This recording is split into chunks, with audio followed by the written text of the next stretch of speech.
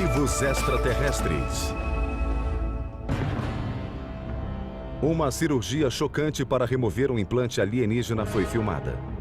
Um fragmento de disco voador foi encontrado e aterrissagens de OVNIs foram descobertas. Isso foi feito por um tipo especial de investigador. Vi uma quantidade incrível de evidências físicas. Estou convencido de que os OVNIs são reais.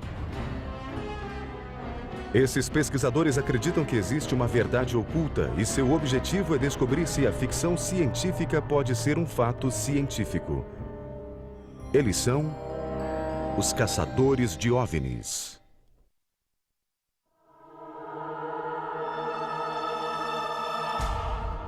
Os caçadores de OVNIs buscam a verdade derradeira.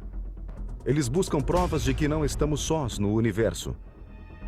Apresentam evidências de que somos visitados por seres de outros mundos. Mas existem provas dessas visitas? E se existirem, isso mudaria as opiniões sobre OVNIs e caçadores de OVNIs? Em 1985, Bob White afirmou ter encontrado um fragmento de OVNI.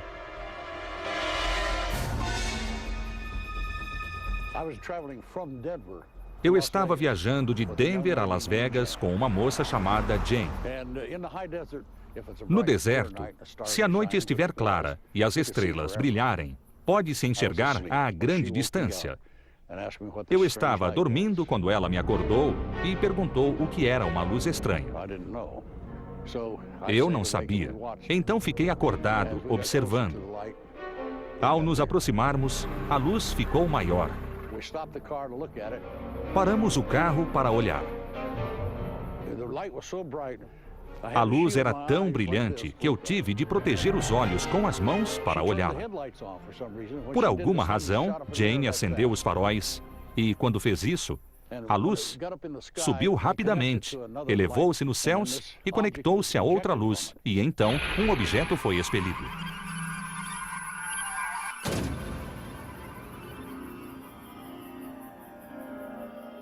Quando o vi pela primeira vez, era de um vermelho brilhante e parecia algum tipo de globo.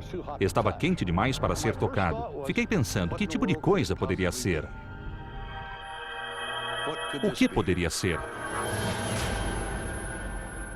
Depois de o objeto esfriar, White colocou-o no porta-malas. Estamos vendo o objeto que ele transportou. Foi assim que ficou ao esfriar. A única diferença é que a extremidade era arredondada. Ela foi cortada para ser analisada em Los Alamos. O fragmento cortado com 23 centímetros de comprimento e pesando mais de meio quilo foi submetido à análise de razão isotópica e a outros testes de composição de elementos no Laboratório Nacional de Los Alamos. Depois de várias semanas de testes, Bob White falou com um técnico. Ele estava muito empolgado com isso. Disse que com certeza era extraterrestre. Era algo que estivera procurando por toda a vida. Eu disse que era maravilhoso. Contei ao jornalista Michael Bryan, que ligou e conversou com o mesmo cientista. E esse cientista lhe disse que não havia falado isso. Disse que os chefes o haviam instruído para não falar com ninguém a respeito. Esse foi o fim da conversa. Los Alamos não respondeu aos telefonemas e perguntas deste programa em relação à amostra incomum. White enviou o objeto a 8 laboratórios diferentes, inclusive o MIT e o New Mexico Tech. Embora todos concordem que a estrutura complexa é feita principalmente de alumínio, White pensa que sua origem pode ter sido revelada pelos resultados de um teste. O que considero como o mais importante foi feito por um cientista da equipe que encontrou um meteorito na Antártida. Encontraram também um meteorito na Índia. Mediram os isótopos com estrôncio e disseram que era de Marte. Bem, a mesma pessoa que analisou esses meteoritos analisou o objeto que tenho. Os resultados ficam bem no meio dos dois que são de Marte. Outro fragmento anômalo, quase idêntico ao de White, foi encontrado 40 anos antes. A história é confirmada por documentos que o governo americano tornou públicos. Eles têm um objeto quase idêntico a este, que foi encontrado pelo Departamento de Contra-Espionagem em 1940, na Dinamarca. Eles mesmos disseram, não sou eu que digo, disseram que é um pedaço de disco voador. Em 2004, para autenticar o que afirma, White foi aprovado em 3 testes de polígrafo realizados por policiais e por um examinador de polígrafo credenciado. Mas ainda não obteve apoio para sua história. A jornada esgotou suas economias e suas forças. Não pedi que isso acontecesse comigo. Não precisava disso, nem o queria. Não queria que me chamassem de um louco por OVNIs, nem acreditava em algo assim. Mas depois de ver, depois de acontecer, não há como não acreditar. A busca de Bob White pela verdade é o que define o moderno caçador de OVNIs. Mas o que é isso de fato? A expressão caçador de OVNIs é bem peculiar porque abrange áreas muito diferentes. Pode-se caçar avistamentos, pessoas, documentos. No meu caso é um pouco de cada e mais um público que queira me ouvir. No passado eu me concentrava no ocultamento por parte do governo e falava sobre o FBI, a CIA e a Força Aérea. Estou convencido de que a questão das visitas alienígenas é a maior história do milênio. Stanton Friedman sabe do que fala. Ele é físico nuclear pela Universidade de Chicago e dedicou mais de 40 anos ao estudo dos OVNIs. Friedman é considerado um dos caçadores de OVNIs mais especializados. A busca incansável pela verdade e a paixão por respostas é o que une os caçadores de OVNIs de hoje e os do passado. Os OVNIs são reais? Essa pergunta foi feita várias vezes pelo primeiro caçador de OVNIs, o Dr. J. Allen Hynek. J. Allen Hynek foi, sem dúvida, o pioneiro da pesquisa de OVNIs. Esse homem tinha mais experiência, mais conhecimento e mais contatos no campo da pesquisa de OVNIs do que qualquer outro pesquisador teve ou terá. J. Allen Hynek era um astrônomo da Universidade Northwestern quando o projeto Livro Azul foi criado pelo governo americano. J. Allen Hynek foi contratado como consultor científico. O projeto Livro Azul foi criado em 1947 pela Força Aérea Americana para investigar o enigma dos OVNIs. Hynek foi o principal consultor civil e no início era um cético. Neste momento, não existem evidências que eu considere como provas científicas válidas de que fomos visitados por naves espaciais. Hynek logo percebeu que não tinha pleno acesso aos dados. Um exemplo foi a investigação de um avistamento em 1968 sobre a base aérea de Minot, em Dakota do Norte. A Força Aérea pediu-lhe que fosse investigar o caso. Quando chegou a Dakota do Norte, ele foi impedido de conversar com as testemunhas. O fato era que alguns dos casos, os bons casos, eram entregues a outro órgão do governo. Depois de 21 anos de trabalho para o governo, Hynek mudou de opinião sobre os OVNIs. Com o fim do projeto Livro Azul, Hynek concluiu que era preciso continuar a estudar os fenômenos de OVNIs. O caçador de OVNIs, John Schuessler, concordou. Ambos fundaram a Mutual UFO Network, ou MUFON, que ainda hoje investiga avistamentos de OVNIs. A Mutual UFO Network começou porque não havia onde relatar eventos de OVNIs. Nós nos transformamos em um local de relato. Schuessler e Hynek conquistaram o respeito dos estudiosos de OVNIs. Outro caçador de OVNIs veio do Instituto de Física Atmosférica da Universidade do Arizona. Ele usou suas credenciais como cientista para revolucionar o modo que seus colegas viam os OVNIs. Antes de James McDonald entrar publicamente nesse campo, a comunidade científica ignorava completamente os fenômenos de OVNIs. McDonald foi o primeiro cientista de prestígio a declarar abertamente seu interesse por esses fenômenos. Ele assustou seus colegas porque, na época, os cientistas não diziam em público que se interessavam por OVNIs. E ele não era qualquer um. Ann Druffel investiga os OVNIs há mais de 57 anos. Ela descobriu os diários pessoais do Dr. James McDonald e escreveu sua única biografia intitulada Firestorm. Ele proferiu centenas de palestras sobre OVNIs diante de grupos de cientistas. Ele escreveu em seu diário que considerava o fenômeno dos OVNIs um sério problema científico. Foi um importante caçador de OVNIs. Jim McDonald estava tão convencido de que esse era um assunto importante que conseguiu que um deputado federal realizasse audiências no Congresso em 1968. 6 cientistas testemunharam pessoalmente, entre eles McDonald e Hynek, e outros 6 enviaram depoimentos escritos. O Dr. Frank Drake foi um caçador de OVNIs que seguiu o exemplo de McDonald. Ele era professor de astronomia em Cornell e ajudou a criar o programa Busca por Inteligência Extraterrestre, ou SET. O programa SET volta-se para a questão de que há planetas ao redor de outras estrelas. Investiga qual seria o modo mais fácil para se comunicarem conosco. O SET esquadrinha os céus com radiotelescópios em busca de ondas de rádio vindas de outros seres inteligentes no universo. O Dr. Rudd Scheel, pesquisador do programa de astrofísica de Harvard e da Fundação Smithsonian, acha que o SET tem falhas. Em minha opinião, o SET é uma abordagem de pessoas muito inteligentes e que acham que entendem a tecnologia alienígena e podem explorá-la para obter evidências diretas de civilizações extraterrestres.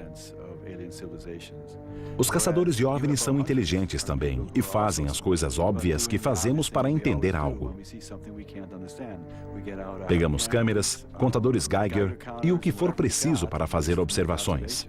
Parabenizo os caçadores de OVNIs porque acho que estão no caminho certo. –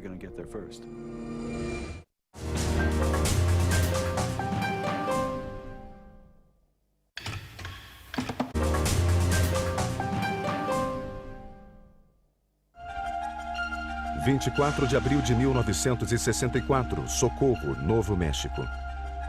O policial Lonnie Zamora viu um objeto oval de 4 pernas com 2 humanoides a menos de 30 metros em pleno dia.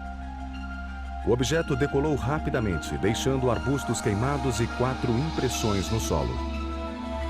2 dias depois, um objeto similar foi visto a 240 quilômetros de distância, em La Madera, Novo México. Os 2 casos foram investigados por J. Allen Hynek e por seu aluno Ted Phillips. No início, eu era cético e, de certa forma, converti-me depois de Socorro, Novo México. Havia 4 marcas no solo, no local onde as pernas de aterrissagem haviam estado. Algumas marcas menores pareciam ser pegadas. Esse foi um dos casos realmente bons. Vemos o trabalho de Ted Phillips há anos. Respeitamos o que tem feito. Ele começou antes disso ser popular e tem coletado evidências de aterrissagens de OVNIs. É o que ele chama de efeito de vestígios de aterrissagem, indícios físicos de que algo aconteceu. Como caçador de OVNIs, meu trabalho é simplesmente recolher indícios físicos para comprovar os avistamentos de OVNIs. Nos últimos 36 anos, estive envolvido ou investiguei pessoalmente cerca de 600 casos. Devido à quantidade de indícios físicos, o caso de Socorro, Novo México, foi um divisor de águas para muitos caçadores de OVNIs, inclusive Hynek. Allen falou sobre esse caso. Mais tarde, ele me disse que começou a ver que algo estava mesmo acontecendo, pois esse foi um avistamento durante o dia, por um policial e outras testemunhas, além dos indícios físicos no local da aterrissagem. Por essa razão, 4 anos depois, ele sugeriu que eu me especializasse em casos de aterrissagem, principalmente os que tinham vestígios físicos. Há um motivo simples. Pode-se olhar 1 milhão de luzes no céu e terminar apenas com 1 milhão de relatos de observação visual. O Dr. Hynek sempre sugeria que as pessoas se especializassem. Ted ouviu e seguiu o conselho e por isso tornou-se muito conhecido pelas investigações dos efeitos de vestígios. Até hoje, a aterrissagem em Socorro permanece inexplicada nos arquivos oficiais. Phillips coletou muitos casos que considera significativos. Para que um caso seja significativo, deve haver diversas testemunhas, boas condições de visibilidade, pouca distância, tempo suficiente para que as testemunhas percebam o que estão vendo. Deve haver também algum tipo de resíduo físico. Em outras palavras, o objeto estava no local e deixou vestígios físicos nas plantas, no solo, causou dano a árvores. Pode haver vários tipos de indícios. Alguns dos casos que investigou não podem ser explicados como fenômenos normais. Também não seria possível falsificar o fato de que algo incomum chegou voando, aterrissou e realmente mudou o ambiente ao partir. Acredito que estamos lidando com aparelhos construídos sob algum tipo de controle inteligente. Isso se baseia em fatos. Ponto final. Phillips pode ser um líder nas investigações em terra, mas outros caçadores de OVNIs investigam os mares. Considerando o fato de que a água cobre cerca de 70% do planeta, grande parte da pesquisa de OVNIs ocorre no mar. O caçador de OVNIs Paul Stonehill passou mais de uma década examinando documentos que o governo soviético tornou públicos. Quando a União Soviética começou a se desintegrar, decidi formar um centro russo de pesquisa de OVNIs para ser uma ponte entre os ufólogos soviéticos e seus colegas americanos.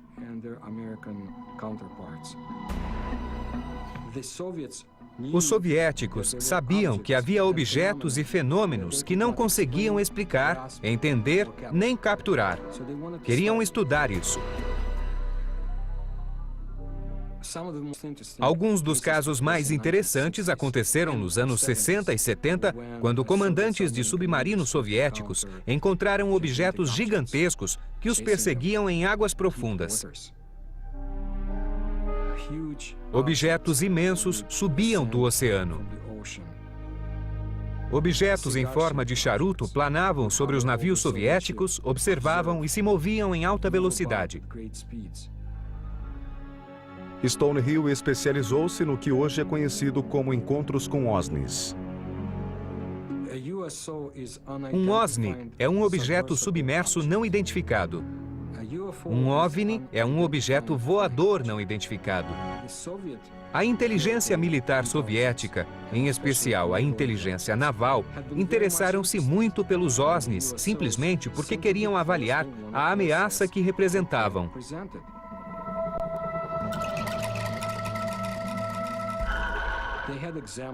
Tinham exemplo como o do Lago Baikal, em 1982, em que os comandantes locais tentaram capturar um dos objetos gigantescos. O maquinário foi destruído, as pessoas morreram ao tentar capturar o fenômeno desconhecido. O alto comando soviético decidiu não perder mais ninguém. Não havia nada que pudessem fazer com relação a esses observadores.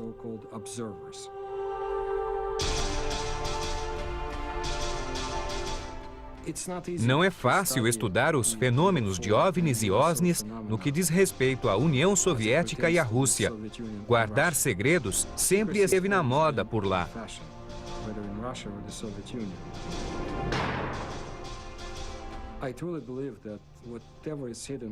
Acredito realmente que aquilo que está oculto nos arquivos é tão fascinante que, quando for tornado público, se isso acontecer algum dia, irá mudar o curso da história de nosso planeta.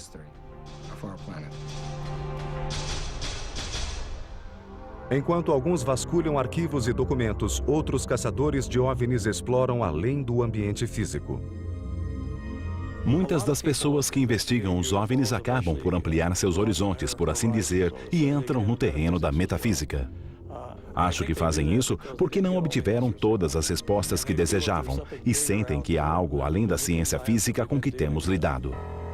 Um desses caçadores de OVNIs é John Rixey Moore.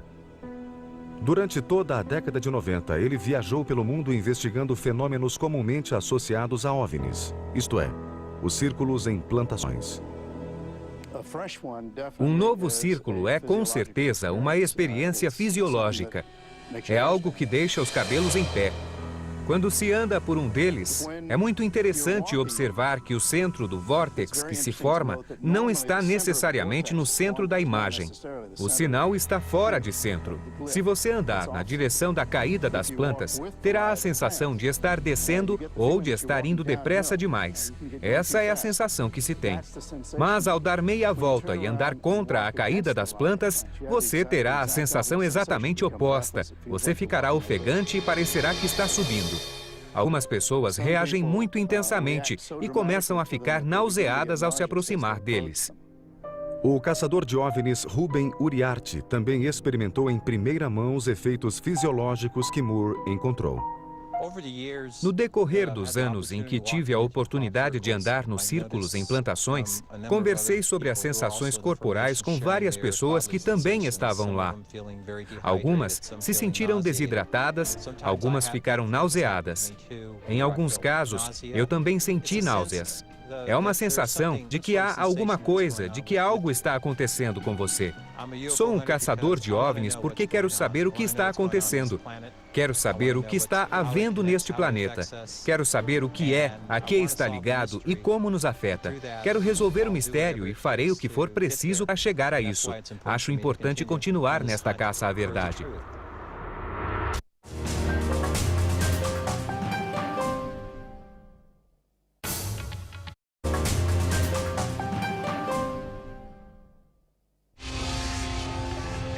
Segundo os caçadores de OVNIs, alguns sinais de abduções alienígenas são pesadelos. Imagens estranhas e recorrentes e períodos de ausência temporal.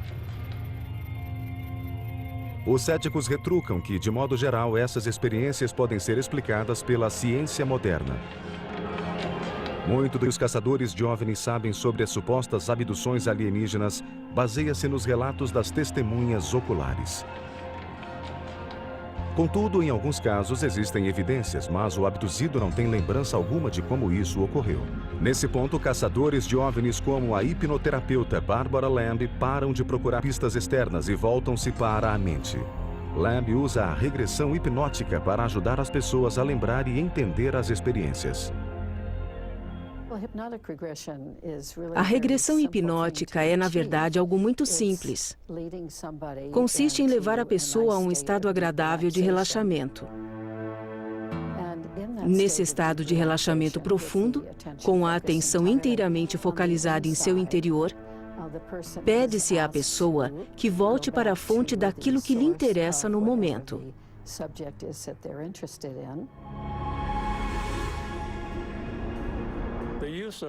O uso da regressão hipnótica é muito importante para investigar a abdução.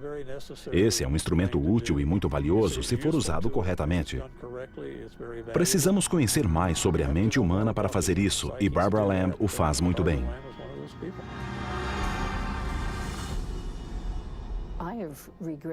Já fiz regressão com cerca de 480 pessoas.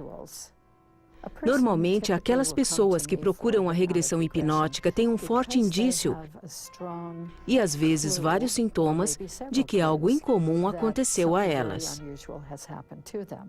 Sob regressão hipnótica, os abduzidos frequentemente descrevem interações aterrorizantes com os alienígenas. Há uma enorme variedade de experiências relacionadas aos seres extraterrestres. Esses seres tendem a realizar experimentos médicos com as pessoas. Retiram amostras de tecidos, amostras de secreções e até mesmo amostras de cabelo. Em muitos casos, inserem implantes na pessoa que está sendo submetida à experiência. Poderia haver indícios físicos de implantes dentro do corpo humano? O Dr. Roger Leir, um caçador de OVNIs, estuda os objetos físicos que são extraídos do corpo de abduzidos. Sou um caçador de OVNIs e meu trabalho é pesquisar nessa pequena área de fenômenos estranhos.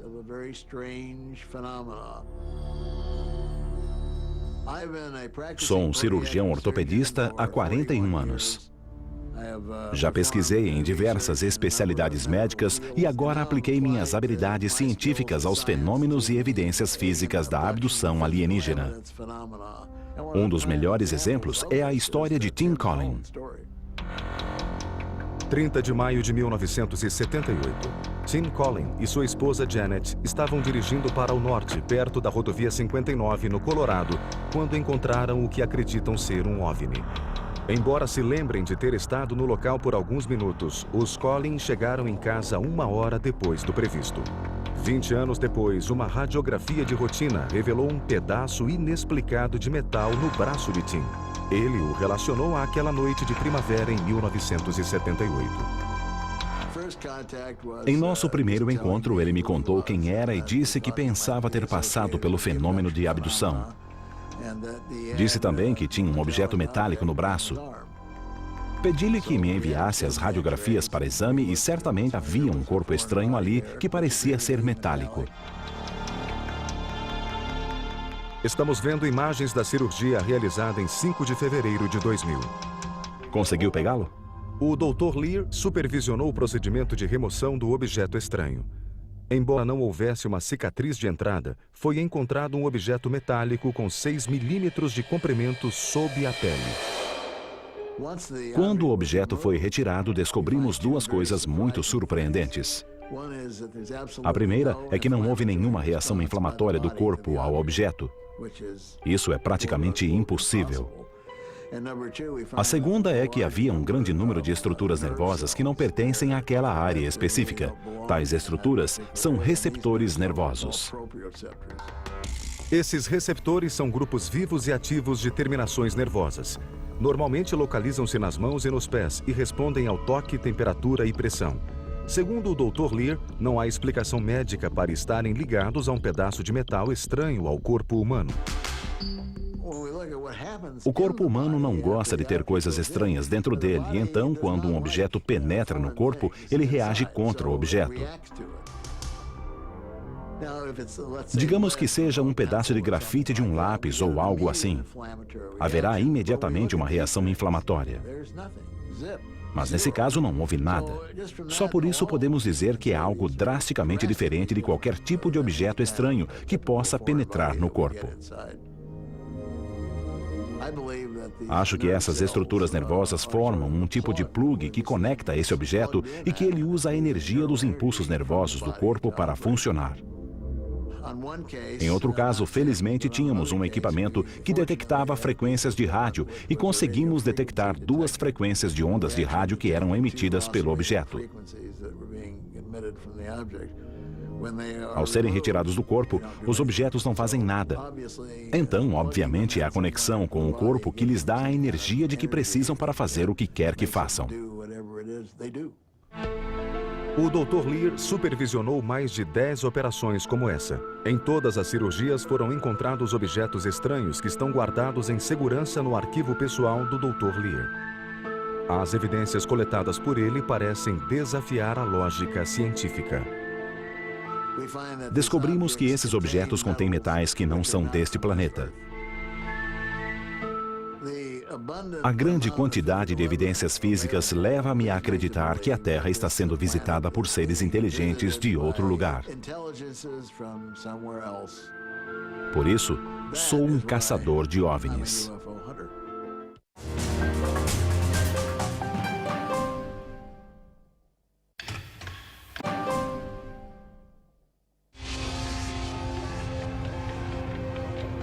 Validar as evidências físicas acumuladas pelos caçadores de OVNIs é tão importante quanto descobrir os objetos. Quer essa comprovação venha da ciência, da metafísica, de documentos ou de imagens, os caçadores de OVNIs não colocam sua credibilidade em risco ao apresentar dados falsos. Como muitos avistamentos de OVNIs são gravados em filmes e em vídeo, as tentativas de confirmar as imagens ficam a cargo de pesquisadores como o físico óptico naval Dr. Bruce Maccabee.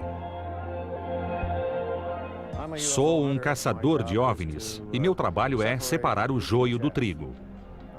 Por exemplo, nos casos de fotografias, devo discernir quais casos são enganos, quais casos são forjados e quais casos não podem ser explicados. O Dr. Maccabi escreveu dezenas de artigos técnicos e mais de 100 relatos de pesquisas nos últimos 25 anos. Conheço Bruce há mais de 30 anos. Acho que ele é persistente e coerente. É um cientista e, como tal, não permite que suas opiniões misturem-se à ciência. Na minha opinião, o Dr. Bruce é, de fato, um verdadeiro caçador de OVNIs. O Dr. Maccabi usa sistemas de análise computadorizada para carregar e analisar cada quadro de vídeo, por exemplo, ou para carregar uma fotografia. Seus resultados passam pelo teste do tempo. Além da pesquisa fotográfica, fiz também pesquisas históricas no campo dos OVNIs. O Dr. Maccabi está convencido de que só as fotos não contam toda a história. Ele acredita que o governo americano está ocultando informações cruciais. Fui um dos que tentou arrombar as portas do governo obtendo informações do FBI. O próprio J. Edgar Hoover disse que o papel do FBI não é nem nunca será o de envolver-se em investigações sobre OVNIs. Nos anos 70, o Dr. Bruce entrou com um processo referente à Lei de Liberdade de Informação. Conseguiu 1.600 páginas de material. Quando obtive e li os documentos, vi que o FBI tinha informações que não constavam em nenhum outro lugar, inclusive comentários feitos por pessoas da Força Aérea que só estavam arquivados no FBI. O caçador de OVNIs, Nick Redfern, vasculhou milhares de documentos de governos de todo o mundo para buscar informações ocultas sobre supostos OVNIs. Tenho trabalhado com o exame dessa questão a partir do nível oficial, tentando determinar, por exemplo, o que se sabe sobre o assunto, o que está sendo oculto pelos militares ingleses, pela RAF, pelo Ministério da Defesa, e também pela CIA, o FBI e a Agência de Segurança Nacional Americana. O que me leva a investigar OVNIs é o fato de pensar que no nível oficial restrito, há pessoas que conhecem a verdade sobre este assunto. Eu acho que se algo é tão importante e potencialmente tão transformador como visitantes de outro mundo que estejam vindo para cá, todos nós temos o direito de saber. Com base em minha pesquisa, estou convencido de que os OVNIs são reais, vêm de outro lugar e estão nos visitando. Por isso, tornei-me caçador de OVNIs. Será que os funcionários dos governos estão dispostos a admitir o que está oculto? Quando Nick Pope, um funcionário do Ministério da Defesa, começou a revelar as investigações sobre OVNIs feitas pelo governo britânico, criou uma brecha na muralha de segredo. Começamos a pesquisar o assunto em 1950 devido ao fato de que havia avistamentos de OVNIs na Grã-Bretanha, criando muito interesse do público e da imprensa. Pessoas importantes no governo estavam interessadas no assunto. Prestem atenção, ouçam, isso está acontecendo. Acreditamos que o fenômeno dos OVNIs é real. Um funcionário do Ministério da Defesa vir a público e dizer que eles acreditam que alguns OVNIs são naves extraterrestres é importante porque isso transmite para o público e a imprensa a mensagem de que essas coisas são oficialmente levadas a sério e estão sendo investigadas. O Dr. Robert Wood, ex-engenheiro aeroespacial e sócio de Hynek, analisa documentos que alegam a existência de visitas extraterrestres. Obviamente controversos, eles constituem uma das tarefas mais difíceis para os caçadores de OVNIs, a autenticação de documentos. A tentativa de determinar a validade de um documento tem de ser feita de um modo ordenado. Se há um original, pode-se olhar o papel. Se não houver, então pode-se examinar a forma das letras e ver os detalhes de impressão. O Dr. Wood é uma das principais pessoas nessa área. Eu diria que ele é provavelmente o pioneiro no trabalho de perícia forense de documentos.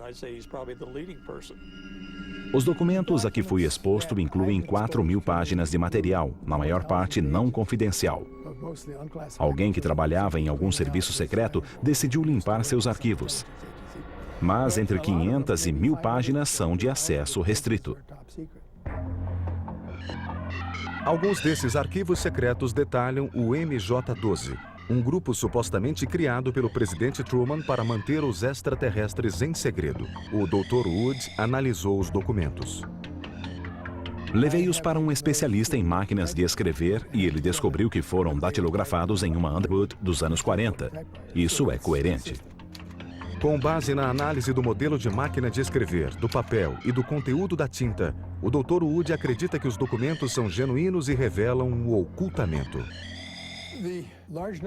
O grande número de documentos que consegui juntar mostra claramente que temos um programa de ocultamento para impedir que o público saiba da recuperação de um grande número de naves e de extraterrestres. O Dr. Wood é certamente um excelente caçador de OVNIs. Embora os caçadores de OVNIs estejam ganhando visibilidade em todo o mundo, eles têm um problema de relações públicas. Não são levados a sério. A tarefa de criar padrões de credibilidade foi assumida pela MUFON, a Mutual UFO Network, em Denver, no Colorado, a maior organização mundial de pesquisa científica sobre OVNIs.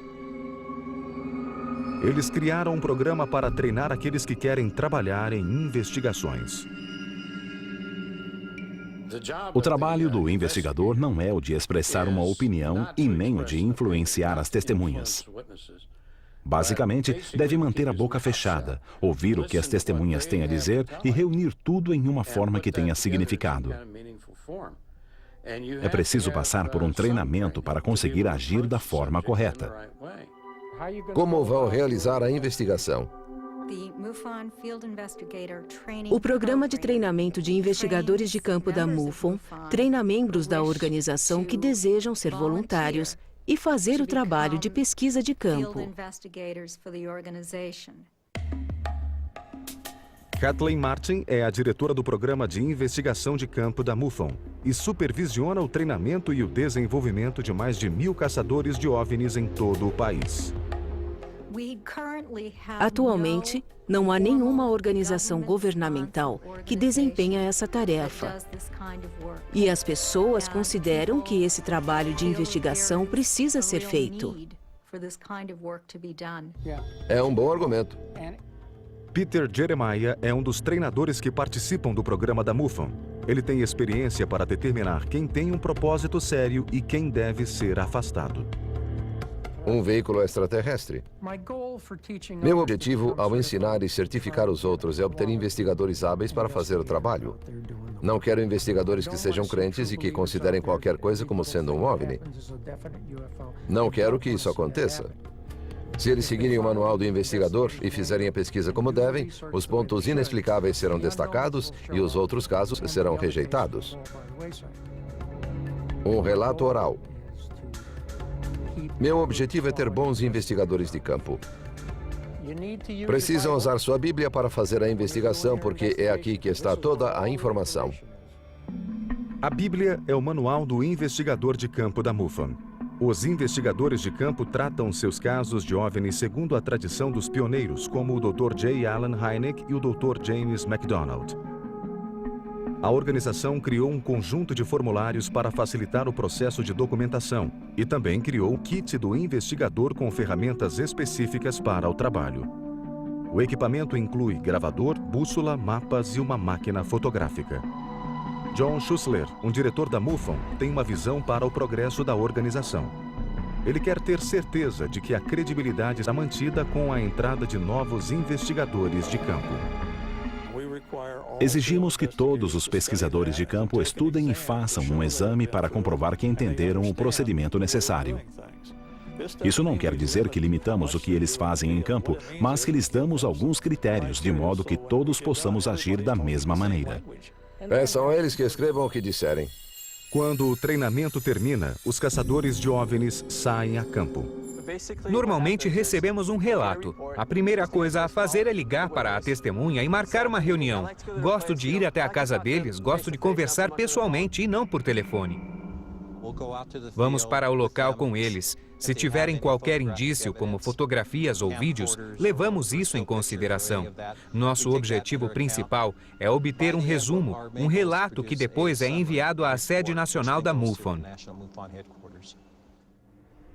Todos os anos, dentre os mais de 1000 casos investigados pela MUFON, 20% são inexplicáveis. Temos cerca de 300 consultores e especialistas em pesquisa que examinam os materiais. Esses cientistas cobrem áreas de estudo muito diversificadas, desde astrofísica até religião. Na época em que o Dr. Hynek fazia pesquisas, ele tinha um colegiado invisível formado por cientistas que não queriam que ninguém soubesse o que estavam fazendo, mas que o ajudavam. Hoje, temos um colegiado visível. Esses estudiosos dizem que não se importam com os outros e que vão examinar os materiais porque são cientistas. Falando com Anne, as informações são discutidas e debatidas em convenções anuais sobre OVNIs, como a Conferência Nacional sobre OVNIs em Los Angeles, na Califórnia. os caçadores de OVNIs vêm às conferências para aprender. 45. Eles procuram respostas para o que viram ou ouviram, ou simplesmente estão interessados no assunto. Alguns são caçadores de OVNIs e estão em busca da verdade. Opera um website. Simpósios, conferências, reuniões são sempre muito importantes. Isso é bem mais que conhecer as pessoas. É importante ouvir as novidades dos diversos pesquisadores que estão em campo. Mas há muito ocorrendo nos bastidores e essas conferências permitem que as pessoas se encontrem e comparem observações sobre o que está acontecendo. Aprendi muito com isso. Seja qual for a razão de cada um para investigar os OVNIs, esses caçadores têm um objetivo comum. Minha tarefa é contar a verdade. Qual é a verdade? A meta principal é encontrar a verdade que está por trás dos fatos. Estamos maduros para encarar a verdade, por estranha que seja. O objetivo é divulgar a verdade. Temos de fazer isso, custe o que custar. Quer olhem para as estrelas, para a Terra ou para o corpo humano, os caçadores de OVNIs acreditam que as evidências são irrefutáveis. Enquanto novas tecnologias como o telescópio espacial Hubble identificam novos planetas similares à Terra, imaginamos se algum dia os mistérios do universo serão explicados. Para os caçadores de OVNIs, seu estudo é importante.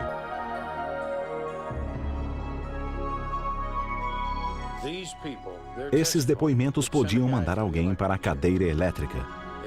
Mas as pessoas relatam os OVNIs e são desacreditadas. Simplesmente não consigo entender isso neste país. Quando me dizem que não existem provas físicas, eu olho para essas pessoas e digo que sinto muito. Elas perguntam por quê. Aí respondo que sinto muito que elas estejam tão mal informadas. Há muitas evidências sob a forma de estudos científicos, casos com vestígios físicos, avistamentos com diversas testemunhas e registros de radar, casos de abdução. Existem muitos dados. Quem discorda não estudou os dados. Acho que o mistério dos OVNIs é um vislumbre do futuro. Vemos aparelhos em nossa atmosfera que operam de modos que ainda não conseguimos operar. Se pudéssemos estudar alguns desses aparelhos, isso mudaria o futuro da humanidade. É por isso que estou aqui. É por esse motivo que sou um caçador de OVNIs.